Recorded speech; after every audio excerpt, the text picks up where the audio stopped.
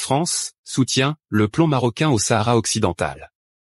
Stéphane Séjourné, le patron de la diplomatie française, et son homologue Nasser Bourita ont refait les grandes lignes du partenariat franco-marocain, à la clé le soutien français au plan marocain au Sahara occidental. Les chefs de la diplomatie française et marocaine ont signalé avec force lundi à Rabat leur volonté de tourner la page des crises diplomatiques récentes et d'instaurer un partenariat d'exception, renouvelé dans un respect mutuel. Cela faisait depuis plusieurs mois que les relations entre les deux pays étaient au plus mal. Comme pour rattraper le temps perdu, Stéphane Séjourné n'a pas manqué de souligner qu'il avait choisi le Maroc pour sa première visite officielle au Maghreb depuis sa prise de fonction il y a un peu plus d'un mois, l'air de jeter la pierre à Alger, l'autre capitale en crise avec le Maroc.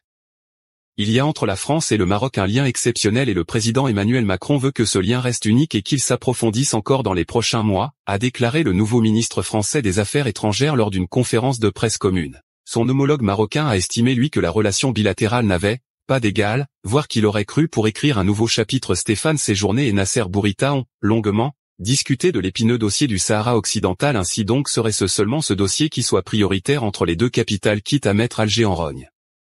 Le ministre français a réitéré le soutien, clair et constant, de Paris au plan d'autonomie marocain tout en assurant vouloir avancer sur ce dossier. C'est un enjeu existentiel pour le Maroc, nous le savons, a insisté M. Séjourné, nous l'avons dit et je le redis aujourd'hui peut-être avec plus de force, il est désormais temps d'avancer, j'y veillerai personnellement.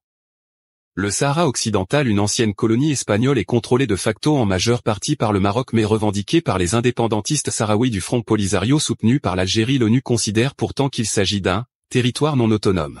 Enhardi par la reconnaissance par l'administration américaine de Donald Trump fin 2020 de sa souveraineté sur ce territoire en contrepartie d'un rapprochement avec Israël, le Maroc déploie depuis une diplomatie offensive pour rallier d'autres pays à ses positions. La France compte accompagner le développement du territoire, en appui des efforts marocains. Cette position signe un revirement de la France sur la question du Sahara occidental. Après l'Espagne, les États-Unis et l'Allemagne, la France rejoint le contingent des pays gagnés au plan marocain. Cette position constitue un autre échec patent de la diplomatie algérienne. La déclaration du patron de la diplomatie française risque d'irriter fortement le régime algérien, soutien historique du Polisario. On se souvient que Tebboune avait rappelé l'ambassadeur d'Algérie à Madrid suite au soutien affiché par le chef de gouvernement espagnol à la solution marocaine sur le Sahara occidental. Alors sommes-nous à la veille d'une nouvelle crise avec Paris ou ANC?